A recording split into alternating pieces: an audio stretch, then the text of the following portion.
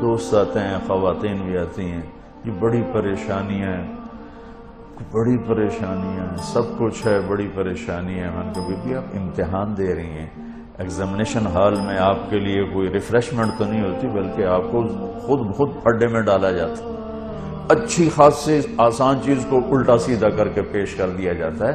ہم سب بمین 7 ارب انسانوں کے ہم پیپر دے رہے ہیں، ہم امتحان گاہ میں بیٹھے ہیں۔ یہ آئیڈیل ہوم نہ بن سکتا ہے، نہ بنے گا، نہ بنانے والے نے اسے آئیڈیل ہوم بنایا ہے۔ ہم دیوانے ہیں کہ چند سالہ زندگی میں اس کو آئیڈیل ہوم بنانا چاہتے ہیں۔ گزرگاہ ہے، مسافر خانہ ہے، اور اس پر زائد کیا ہے، لِيَبْلُوَكُمْ أَيُّكُمْ أَحْسَنُ عَمَلًا، کہ اس نے اس لیے ہمیں پیدا کیا ہے کہ ہمیں دیکھنا چاہتا ہے کہ اپنے عمل کو خوبصورت کون بناتا ہے اور دنیا کے ٹھیکروں پہ کون بک جاتا ہے، اپنی شخصیت کو کون بناتا ہے اور چیزوں پر کون بک جاتا ہے۔ یہ پیپر ہو رہا ہے۔ اب وہ پیپر کیسے حل کرنا ہے، یہ علم ہمارے پاس کوئی نہیں ہے۔ اس کے لیے 1,24,000 انبیاء کو اللہ نے بھیجا کہ جاؤ انہیں بتاؤ کہ پیپر حل کیسے کرنا۔ تو سب سے آخر میں اللہ نے جناب رسول اللہ صلی اللہ تعالی علیہ وسلم کو دنیا میں مبعوث فرمایا، آخری کتاب، آخری نبی، آخری رسول۔ تو آپ کا مشن بھی یہی تھا کہ زندگی کیسے گزارنی۔ پچھلی کتابوں سے اب چونکہ آپ وجہ کائنات ہیں، ابو ہریرہ نے ایک دفعہ آپ سے پوچھا یا رسول اللہ آپ کو نبوت کب ملی تھی؟ تو ابھی ربیع الاول گزرا ہے، گزر رہا ہے، تو 2-3-4 دن باقی ہیں۔ ہم کتنے جلسے ہوتے رہے، اس میں آپ یہ اس تاریخ کو پیدا ہوئے، اس تاریخ کو انتقال فرمایا، 40 سال کی عمر میں نبوت ملی، 63 سال کی عمر میں انتقال فرمایا۔ اپنے نبی کا جواب سنا، یا رسول اللہ آپ کو نبوت کب ملی؟ تو کیا جواب ہے؟ 40 سال۔ کتابی جواب جو میں ڈھونڈ کے آپ کو بتا رہا ہوں، 40 سال 6 مہینے 10 دن۔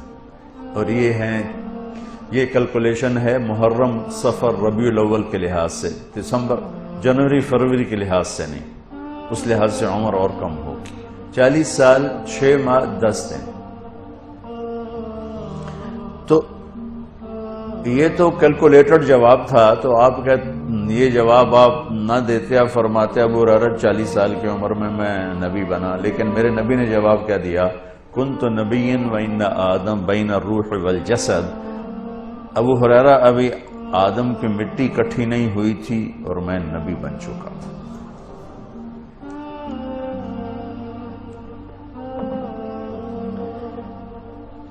تو اب تو وجہ کائنات ہے۔ آدم علیہ السلام اور اماں حوا کا اللہ نے نکاح فرمایا، تو کہا آدم مہر ادا کرو اپنی بیگم کا۔ کہنے کہ جی کیا ادا کرو؟ تو نکاح تو جنت میں ہو رہا ہے، جنت سونے چاندی سے بھری پڑی ہے۔ اللہ کہتا ہے اتنا زیور ڈال دو، اتنا سونا دے دو۔ میرے اللہ نے کہا آدم آپ کی نسل میں میرے آخری نبی آئیں گے، ان پہ ایک درود پڑھ دے، بس یہی مہر ہے، یہی مہر ہے۔ تو اس سے اور تھوڑا پیچھے چلے جائیں۔ میرے نبی نے فرمایا کہ اللہ تعالیٰ نے پیدائش کائنات، پیدائش آدم نہیں، پیدائش آدم تو بہت تھوڑی عمر ہے، پیدائش کائنات کو 25-30 ارب سال ہو چکے ہیں۔ پیدائش کائنات سے 1000 سال پہلے اللہ تعالیٰ نے سورہ یاسین کی تلاوت فرمائی۔ ایک حدیث اور جوڑ دوں ساتھ، میرے نبی نے فرمایا ان لی عند اللہ 10 اسماء، میرے اللہ نے 10 نام رکھے، میں محمد، احمد، ماحی، حاشر، عاقب، فاتح، خاتم، ابو القاسم، طٰہٰ، یاسین۔ یہ آپ نے ایک ہی روایت میں، ایک حدیث میں آپ نے اپنے 10 نام بتائے۔ ویسے تو آپ کے صفات کے ساتھ آپ کے صفاتی نام بھی بے شمار ہیں. جب قرآن میں چلے جائیں تو شاہد، مبشر، نذیر، داعی اللہ، سراجم منیرا، مدثر، مزمل، عزیز، رحیم، رؤوف، رحیم، حریص، عزیز، یہ سارے میرے نبی کے خوبصورت نام ہیں جو اللہ نے قرآن میں بھی پیش کیے، حدیث میں بھی ہمیں نظر آتے ہیں. اس میں ایک نام ہے آخری، یاسین. کیا ہے؟ بولیں. اب سنیں، میرے نبی نے فرمایا اللہ نے کائنات کو پیدا کرنے سے 1000 سال پہلے سورہ یاسین کی تلاوت فرمائی. سورہ یاسین. سورہ یاسین کو قرآن کا دل کہا جاتا ہے. صرف پہلی 3 آیات کی وجہ سے قرآن کا دل ہے، باقی مضامین تو وہی ہیں جو پورے قرآن میں ہیں، لیکن پہلے 2-3 جملے وہ ہیں جو پورے قرآن میں دہرائے نہیں گئے. یاسین. اب آپ اپنے نبی کا نام ذہن میں رکھیں. میرا اللہ کہہ رہا ہے یاسین، اور یہ تلاوت ہو رہی ہے پیدائش کائنات سے 1000 سال پہلے. ہمارے بھاگ جاگے کہ ہمیں اللہ نے جناب رسول اللہ صلی اللہ علیہ وسلم کی امت میں پیدا فرما دیا.